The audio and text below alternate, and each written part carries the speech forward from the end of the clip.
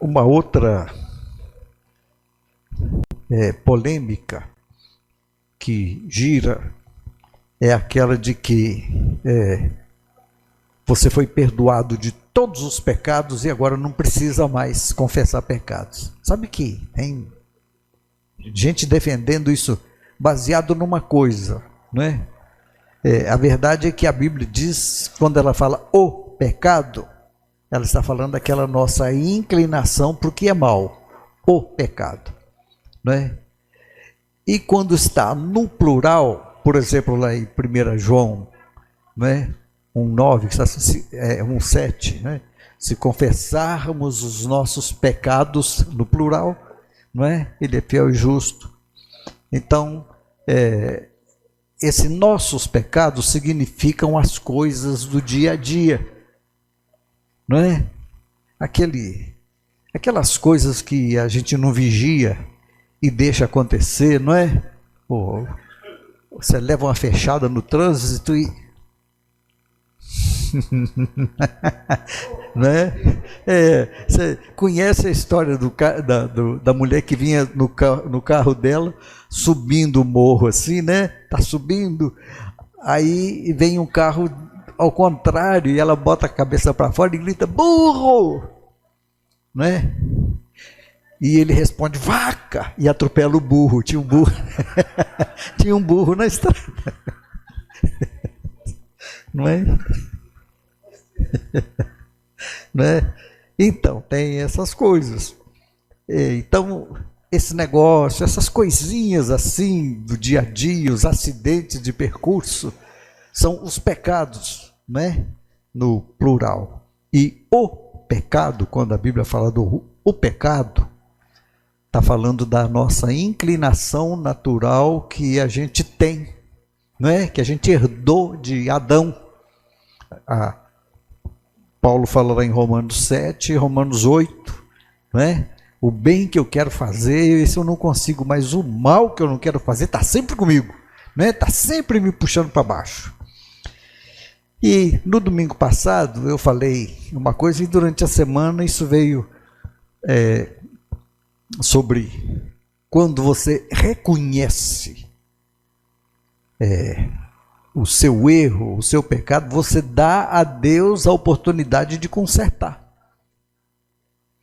Não é? Então ele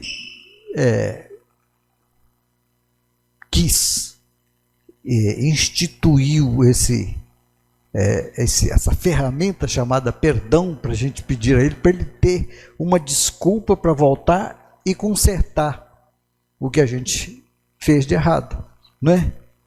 Alguém colocou um pensamento assim, que lá nos céus não vai haver pessoas não perdoadas, não é? O céu não está cheio de pecadores, vai estar cheio de pessoas arrependidas, que é essa parte nossa, não é? E eu fiquei pensando naquele negócio de que quando você confessa, você assume algumas coisas que eu queria que a gente pensasse. A gente assume primeiro que errou, né? Eu errei, né? Reconheço que errei. São palavras difíceis de pronunciar porque o nosso orgulho não gosta disso, não é? O nosso orgulho não gosta de reconhecer erro nenhum, não é? Foi assim desde o Éden. Deus falou com Adão, quem contou para você que você estava nu? Acaso você comeu? Deus sabia de tudo, não é? Olha como é que são as coisas, Deus sabia. Mas ele queria que Adão se ouvisse dizendo, comi. O que Adão disse? A mulher que o Senhor me deu, trouxe para mim e eu comi. Aí Deus vai falar com a mulher. Foi assim. E ela disse, a serpente me enganou e eu comi. Então a gente está sempre tentando sair fora da nossa responsabilidade da coisa. E aí, não é? para a serpente Deus não dialogou, já entrou assim, né, dando uma voadora lá, assim, derrubando o bicho logo, se você, né? Porque Deus não tinha e não tem diálogo, não é, com o diabo. É aquele texto lá de Jó, não é, que Deus até conversou com ele e tudo, mas as coisas depois mudaram. Depois da morte de Jesus na cruz do Calvário, depois do derramar do sangue, depois do sacrifício pago, as coisas mudaram. O diabo não é rei de coisa nenhuma aqui na terra, ele foi desterrado, ele foi exilado para a terra, ele não pode sair daqui, não é? Então ele fica rodeando, quem sabe um buraco na camada de ozônio para dar uma fugida, não é? Mas agora ele não pode, ele rodeia a terra, ele passeia, faz aquele negócio todo, mas ele está preso, não é? Foi exilado, aqui é a prisão dele, e ele está aguardando o julgamento final, né? Aí ele vai ser lançado no lago de fogo, é o que a Bíblia diz, e exposto ao ridículo. Como às vezes as pessoas vão nesses grandes aquários, né? Esses aquários que tem um túnel por baixo do mar e você vê lá o tubarão nadando, né? E você olha assim e tal, e o diabo vai ser exposto assim, as pessoas vão olhar para eles como caístes, ó estrela. Então, voltando para o nosso assunto aqui. Como eu disse que só quando você reconhece o seu erro é que abre espaço para Deus agir, eu fiquei pensando em algumas coisas, com boas notícias para trazer. Eu fiquei pensando, por exemplo, lá no filho pródigo. Ele é o exemplo clássico de que o pai só pôde fazer alguma coisa depois que ele reconheceu. Não é? A gente conhece a história, ele juntou o que ele achava que era de direito dele, o pai não negou, não é? A parábola do filho pródigo não é para falar mal do filho pródigo, é para falar bem do pai, não é? Jesus estava falando do pai, não é? Um certo homem tinha 2 filhos, então era uma parábola que fazia uma analogia acerca de Deus, e o filho então vai e gasta tudo, e aí ele resolve voltar, não é?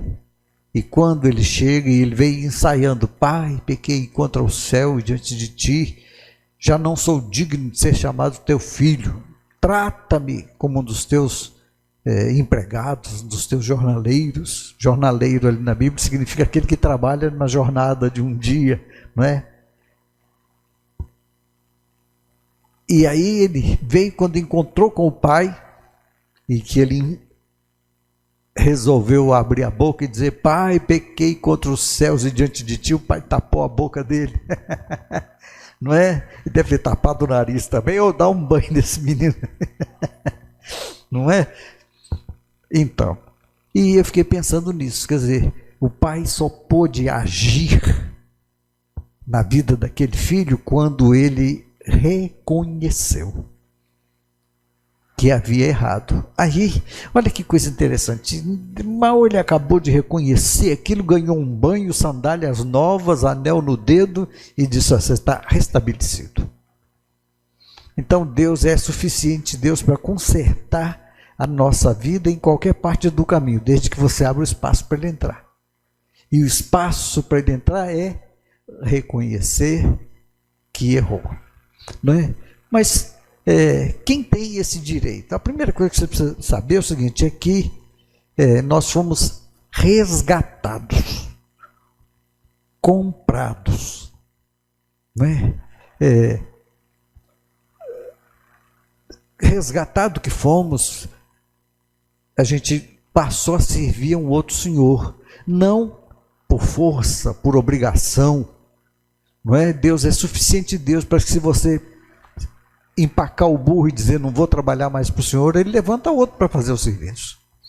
A obra dele não vai parar, não é? Você é que vai ficar no prejuízo, não é? Vai ficar no prejuízo. Então, a primeira coisa é o reconhecimento de que Você sozinho é incapaz de agradar a Deus. Eu sozinho sou incapaz de agradar a Deus. Cada um de nós, né, é recebido com Deus pelo tanto que a gente já andou no território dele. Então, aquele que tem menos conhecimento, foi o que a Bíblia disse, né, aquele que recebeu menos vai ser menos exigido. Mas aquele que recebeu mais, Deus vai exigir mais dele. Por quê? Porque Deus lhe deu mais responsabilidade e está esperando que ele desempenhe. A segunda coisa acerca do resgate é que você tem que descobrir que nada que você faça vai ser suficiente para agradar a Deus. Sabe, isso tem uma notícia boa, a despeito de parecer uma notícia ruim, é que Deus, que conhece a gente e sabe os nossos limites, não vai exigir da gente além do que Ele sabe que a gente pode. Então, isso significa, às vezes, numa provação, eu às vezes sinto, Deus, que luta, como está difícil, né? E eu acho que ele assim, você aguenta. Eu acho que eu não aguento, mas ele acha que eu aguento, né? Ele sabe que eu aguento. Então, a aceitação de saber que eu não sou capaz de produzir alguma coisa. Isaías chama as nossas justiças de trapos de imundícia. Não tem nenhum eco, nenhuma reverberação diante do Senhor. Claro que quando Paulo fala do tribunal de Cristo, lá em 2 Coríntios capítulo 5, ele está falando de uma hora em que vamos assentar diante do Senhor Jesus e ele vai nos recompensar. Ele não é obrigado a fazer isso, né? Desde que ele nos comprou, ele não é obrigado a fazer, mas ele, sendo justo, quer nos recompensar por trabalhos feitos. Então uma hora nós vamos assentar diante do tribunal dele para, está lá Paulo dizendo, para a gente receber o que a gente fez por intermédio do corpo. Quer dizer, quando a gente está aqui na terra, oportunidades surgem de você fazer alguma coisa, não é? Deus coloca no seu caminho. Ontem um senhor tocou a campainha e eu fui atender, e ele falou comigo assim, olha, listou as igrejas que tinha passado, as que passou antes de ontem, as que passou ontem, e ninguém me deu nada. E eu estou desempregado e tal, e tantos filhos, e a esposa, e mais isso e aquilo. Passou o currículo dele, a folha corrida dele. E eu falei assim, a gente não está tendo nada. A gente só tem aqui fubá e sal. É um teste, não é? Fubá e sal. E ele olhou assim, serve pelo menos, já tem alguma coisa para comer. Aí eu subi, né, peguei uma sacolinha, botei um pacote de feijão no fundo, que eu tinha aí, e um pacote de fubá, né, um de farinha e um pacotinho de macarrão por cima. Botei uma sacolinha dessas verdes que não dá para ver o que tem dentro e trouxe para ele. Ele botou debaixo do braço assim com a cara de dizer, que isso há de fazer, né? Ele não viu o que tinha dentro. Ele não viu que não tinha só o pacote de fubá, né? Mas levou algumas coisinhas assim e tal. E falou, que bom que tinha para dar. Então, às vezes, Deus coloca no nosso caminho oportunidades para a gente ser útil. E a gente vai tentar ser útil, não é? O que me impressionou mais foi o fato de ter passado em uma porção de igrejas e não ter conseguido nada, né? Não posso entrar nesse time do nada. Aí dei a sacolinha com as coisas, ele não olhou, eu fiquei olhando para ele, ele botou debaixo do braço assim, 4 itens, né, empilhado, e saiu. Vamos dar um jeito, pelo menos fubá a gente come, não é? Um mingau, uma coisa assim. Bom, o resgate tem que ter esse reconhecimento, tem que ter a aceitação de que você não impressiona Deus de jeito nenhum. Deus não é impressionável, primeiro porque Ele conhece tudo, né? Nunca Deus vai falar assim, oh, não esperava isso de você. E a gente não vai surpreendê-lo nunca. Então a gente tem que aceitar isso. E aceitar que o que Ele fez é definitivo, não é? Tem muitos crentes que ainda carregam consigo aquele fardo assim de que eu vou tentar impressionar a Deus com a minha vida santa. É claro que a gente tem que ter uma vida diferente, separada do mundo. Deus está esperando isso da gente. O mundo também está esperando que você seja diferente deles, não é? Eles podem viver a vida deles, mas se de repente você dá uma resvaladazinha, ele olha e fala, você não é crente? Não é? Estão sempre cobrando da gente uma postura diferente da deles.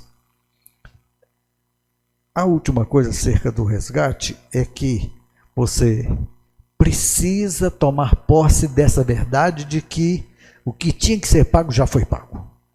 Você é um redimido, não é? Você é um resgatado.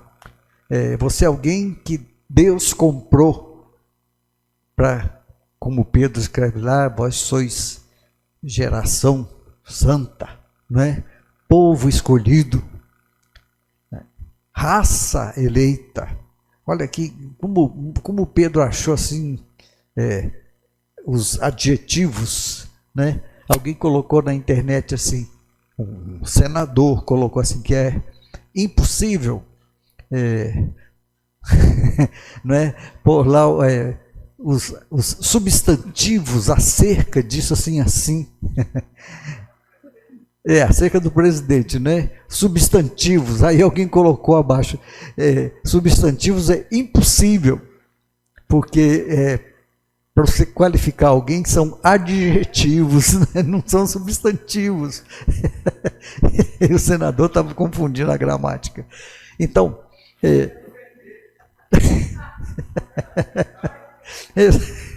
não é? Você pode falar, e eu aqui não posso. Não é? Vocês podem falar à vontade, eu não, porque o meu aqui... Bom, então, tome posse da verdade que você é alguém que foi comprado, não é? Comprado por preço. Paulo escreve isso lá em 1 Coríntios 6:20. Fostes comprados por preço, não é?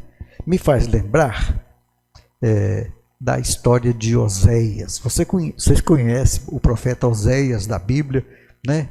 O livrinho dele 6 capítulos, e Oséias começa a sua história mencionando aquele episódio de que ele se casou com uma mulher que tinha inclinações para não conseguir ficar dentro de casa, né? Tá lá, Deus falou com ele, case-se com uma mulher. Você quer saber o que eu sinto quando alguém me trai, quando alguém peca, quando alguém me deixa, quando alguém vai para o mundo, ou quando alguém me rejeita, não quer saber de mim? Quer saber o que eu sinto? Né? Aí, tá bom, senhor. Oséias resolveu correr o risco. E se casou com uma mulher chamada Gomer. E teve filhos com ela. Depois você lê lá Oséias que você vê a história. Eu estou só pincelando aqui a coisa. E aí, a mulher tinha tendência, inclinação para o mal, e acabou largando Oséias em casa com os filhos e foi viver a sua vida no mundo. E lá, na vida que entrou naquela vida e estava indo, até que de repente ela se tornou escrava. Se tornou escrava. E o seu senhor ali a usou até enquanto podia. Depois ele botou no mercado de escravos, não é? Eu me lembro de alguém contando essa história, E as pessoas encontravam Oséias, o profeta de Deus, e diziam: "Ô Oséias, eu vi Gomer." Onde é que você viu Gomer? Eu vi ele nos shoppings da vida aí e tal. Se encontrar com ela de novo, diz para ela que eu a amo. Né? Aí tal, daí alguém traz uma notícia: "Olha, eu encontrei Gomer esses dias." Onde é que você encontrou? Ali na periferia da rodoviária. Se encontrar com ela de novo, diz a ela que eu a amo. Né? E até que, passado algum tempo, alguém encontra com Osé e diz: "Vi Gomer." Onde você viu? Está lá no mercado de escravas para ser vendida. E até agora, conseguiram não. Aí ele sai, né, correndo e vai lá no mercado de escravos, e lá dentro de uma daquelas gaiolas está Gomer, magra, não é? Surrada, usada, aproveitada ao máximo, e agora está ali. E chegou a hora do leilão e ele está esperando. Sabe o que aconteceu com Oséias? Ele já deu o lance do preço mais caro possível para que ninguém se arriscasse. O maior preço de um escravo. Eu preciso que todo mundo tenha olhado assim: "Você tem certeza que você vai dar esse dinheiro por essa escrava?" Sabe, é assim conosco. Quando Deus nos resgatou, Ele pagou o preço mais caro, para não ter tempo de alguém fazer um outro lance. Não é? Então, você foi comprado por preço. E se você ler a história de Oséias, ele levou, não é, a sua ex-mulher, que agora vai ser de novo sua mulher, não é? Levou para casa, colocou numa tenda à parte, não na tenda dele principal, e começou a tratar dela. Não é? E aí comida, e as coisas, e remédios, e cuidados, e de repente começou a correr na cidadezinha a notícia: "O profeta tem uma mulher escondida aí." Não é? Tem um profeta, está suspeito, e tem uma tendazinha lá, assim, assado, não é? Até que um dia, agora as carnes voltaram, a aparência voltou, os adjetivos são outros, né? O vocabulário é outro, e aí ele atrás para a tenda principal, igual Jesus vai fazer com a igreja, não é? Porque a Bíblia diz que Jesus é quem prepara a igreja. Paulo falou isso, né? Como noiva para ele, é ele quem faz o trato, não é? E agora ele atrás de novo e apresenta às pessoas: "Aqui Gomer, né? É a minha Gomer que está de volta." Sabe, é assim conosco. Nós somos comprados por um preço que Deus, para evitar que houvesse outros lances, para que houvesse concorrência, foi lá e pagou com sangue, não é? Com o sangue de Jesus. Então, fomos comprados. Agora que você sabe disso e já sabia disso, incluído nesse preço estão algumas coisas a nosso favor, né? O acesso ao Pai. Lá em Hebreus diz que nós temos acesso ao Pai por um novo caminho, não é? Agora não precisa de atalho, agora você não tem que pedir ajudas aos universitários, agora você vai direto, não é? Na confiança de que você é aceito por causa de Jesus. E às vezes a gente tem que lembrar isso: "Senhor, eu me aproximo do Senhor agora, porque eu fui aceito na sua família por causa do sacrifício de Jesus." Não é? Às vezes a gente não consegue, com certeza a gente não consegue entender todo o significado disso, de que a gente agora pertence a uma família, não é? Pertence a uma família. Agora a gente tem alguém para chamar de pai, sem que ele, né? Você pega na mão dele: "Senhor pai", né? Se você andar pela rua e alguém pegar na sua mão, você imagina o jovem andando pela rua, depois é um menino: "Senhor pai", tá doido isso, não é? Que isso, não é? Agora, com Deus não tem isso, Ele nos recebe, Ele nos aceita por causa de Jesus, não é? Todo mundo conhece aquela historinha, eu contei já várias vezes, e um dia nós estávamos numa escola bíblica, e eu mencionei isso, e um irmão suspirou lá no meio da turma, assim, disse, oh, mas que manifestação da graça de Deus, né? É aquela história do patriarca lá no Oriente, que ele era conhecido pela sua sabedoria. Todo mundo conhecia a sabedoria daquele homem. E aí ele está lá na porta da sua tenda, armada no lugar principal, e está olhando assim, né, as outras tendas, a cidadezinha dele, porque os nômades, né, sempre em tendas, né, igual cigano, e de repente vem um homem correndo e um punhado de gente atrás, pega, pega, pega, assassino, pega, pega, pega.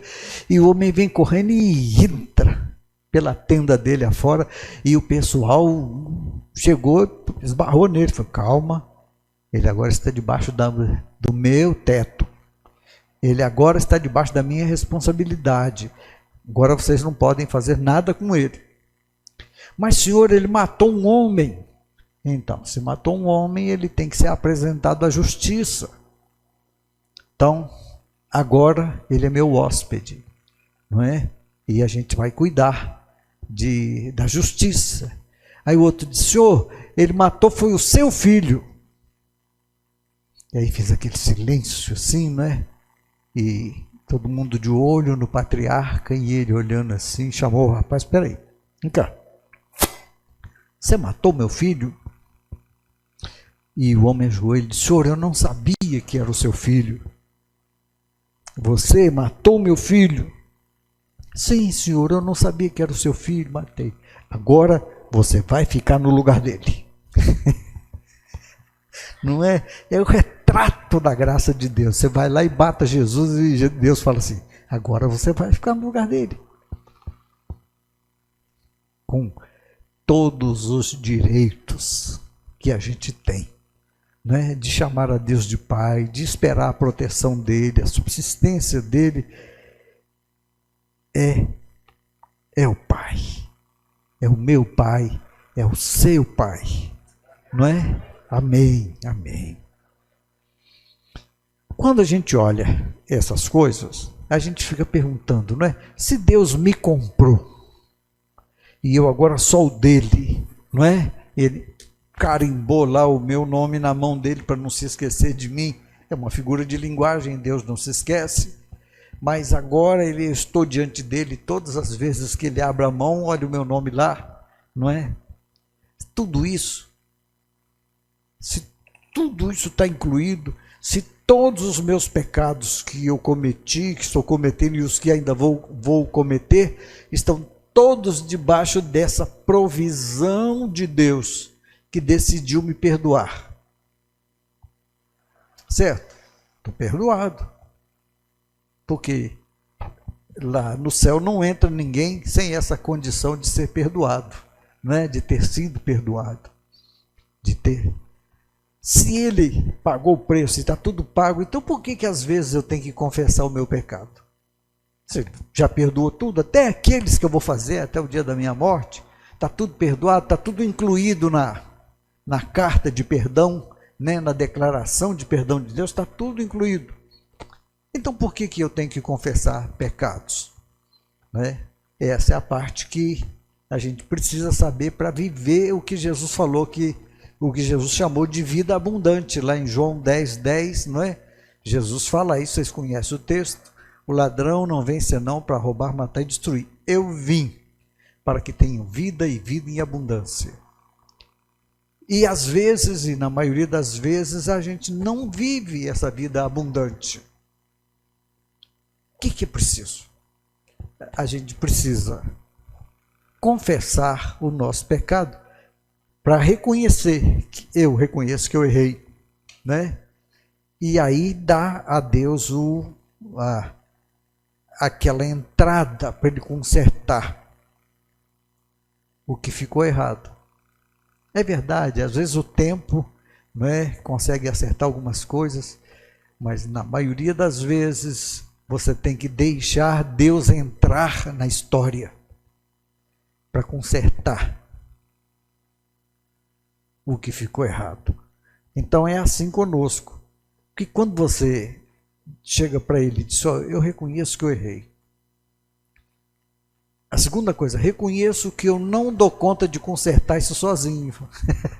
Tem que ter isso. Porque se você acha que dá conta, Deus fica esperando. Não é? Então, eu reconheço que eu errei. Eu reconheço que eu não consigo dar conta disso sozinho. E eu reconheço que eu preciso que o Senhor entre nesta história para consertar isso. Quando se faz isto, abre o espaço que Deus está esperando para agir na sua vida. Se não for assim, ele não vai agir, né? Ele vai ficar esperando, porque é a maneira de conseguir, dele conseguir a nossa permissão para agir na nossa vida. Bom, quando a gente faz isso, a gente reconhece uma outra coisa. Reconhece que Ele está no controle. E a gente precisa saber disso. Deus é suficiente, Deus, para consertar qualquer situação. Por mais difícil, por mais complicada que seja, se você diz a Deus, eu não dou conta. O Senhor precisa entrar nesse assunto. Não é? Quando o filho pródigo volta para casa, Pai, pequei contra o céu e diante de ti. Pronto. Abriu espaço para não somente voltar a ser filho, porque o pai o abraçou e tal, não é? E o chamou de filho, restaurou a paternidade, né? A filiação. Claro, Deus vai, dependendo da maneira que você chega, vai mandar te dar um banho. Não é? Dá um banho nele aqui para a gente conversar daqui a pouco. E aí, restaura aquela condição dele. O anel, sandálias novas, não é? Aquelas que ele trouxe lá de fora não servem mais para entrar em casa, não é? Indumentária nova, vestimenta nova. Agora, quando ele sair à rua, não é? Quando ele for à cidade, quando for a algum lugar, as pessoas vão olhar e vão reconhecer, ó, o filho aí do fulano que voltou para casa, não é? Agora ninguém mais, diz que mineiro não pergunta para a gente o nosso nome, né? Quando ele quer conhecer alguém, você é filho de quem? Você é filho de quem? Aí, então vai ser assim, quando aquele filho sair na rua, que alguém não reconhecer, você é filho de quem? Né? Então é assim com a gente. Quando alguém interrogar, você vai dizer assim, eu. Meu pai é Deus, eu sou filho dele. Não é? Lá em Lucas 15, 17, diz assim, então, caindo em si, disse. Irmãos, olha que coisa interessante. A Bíblia diz que o filho pródigo, o filho perdido, o filho desviado, caiu em si. O que a Bíblia está querendo dizer? Jesus, nessa palavra, está dizendo que ele estava fora de si. Que ele caiu em si, é porque ele estava fora de si. E, caindo em si, ele disse, quantos trabalhadores de meu pai têm pão com fartura, e eu aqui morro de fome. Sabe, é bom quando você tem uma referência, não é? Ele pensou lá de longe, ele pensou assim, lá na casa do meu pai não tem essa necessidade, e eu estou aqui, não é? Passando fome. Levantar-me-ei e irei ter com o meu pai. Sabe que coisa interessante? Você pode estar longe, você pode estar desviado, você pode estar perdido por aí. Não é? Eu tenho às vezes orado, Senhor, tem uma semente do Senhor ali dentro. Faz nascer essa semente aí, não é? Levantar-me-ei e irei ter com o meu pai. Então, olha, que a gente precisa, só para encerrar isso, eu estou insistindo nisso porque isso para mim entrou esses dias como se fosse uma revelação, uma profecia. A gente sabe disso, mas com o tempo você esquece, vai pregando e falando, e aí, de repente, essa semana, desde o domingo passado, essa ideia de Deus só pode entrar para resolver o problema a partir da confissão, a partir do eu errei, a partir do eu não dou conta de consertar, não é? A partir do fato de que eu estou olhando para dentro de mim mesmo, né? O caindo em si era um ato de contrição, né? De reconhecimento, caindo em si. E a outra coisa não deixa para depois, só para a gente encerrar, não deixa para depois. Levantar-me-ei, irei ter com meu pai e lhe direi: Pai, pequei contra o céu e diante de ti. Ah, quanta coisa que se a gente tivesse reconhecido, não é? Se a gente tivesse já consertado, e às vezes você tem esses flashes, esses insights, aquelas lembranças que de repente Deus faz passar diante de você, determinada coisa, né? As oportunidades perdidas, aquilo que você deixou embora assim com tanta facilidade. Se aproxime do Senhor e assuma que Deus tem as melhores intenções a seu respeito. Né? Deus tem os melhores pensamentos a seu respeito. Né? Ele mesmo diz isso lá, a gente conhece, todo mundo conhece Jeremias 29:11. Eu é que sei que pensamentos tenho a vosso respeito. Né? A diferença entre nós é que às vezes a gente tem pensamentos impublicáveis, né? Você não pode falar em voz alta. E Deus mandou publicar os pensamentos dele para a gente ficar sabendo. Não é? Só, olha, eu queria que você soubesse, né? Eu tenho as melhores intenções a seu respeito. Então, baseados nisso, baseados no fato que somos filhos, que fomos comprados por um preço, pelo maior preço possível para não ter concorrência, né? Você estava lá no mercado de escravos e às vezes a gente vê nos filmes aí o leiloeiro, né, abre a boca do escravo assim, mostra, tá vendo, olha, ele tem dentes bons, mostra lá, como é que ele é forte, ainda vai prestar serviço muitos anos, aquele negócio, não é? Deus não quis concorrência, foi lá e pagou o maior preço, a meu respeito, a seu respeito, que não tem, né, concorrência, não tem ninguém para dizer, não, eu quero dar um lance. Que lance? Ele pagou o maior preço. Amém? Que o Senhor nos abençoe, né, que isso sirva para mais aproximação, para você chegar mais perto do Senhor, para você se envolver mais com Ele, né? Mesmo que você chegue assim, meio de banda, não é? Mas pode saber, o Senhor te aceita, não é por causa de você, Ele te aceita por causa de Jesus. Amém? Que o Senhor nos abençoe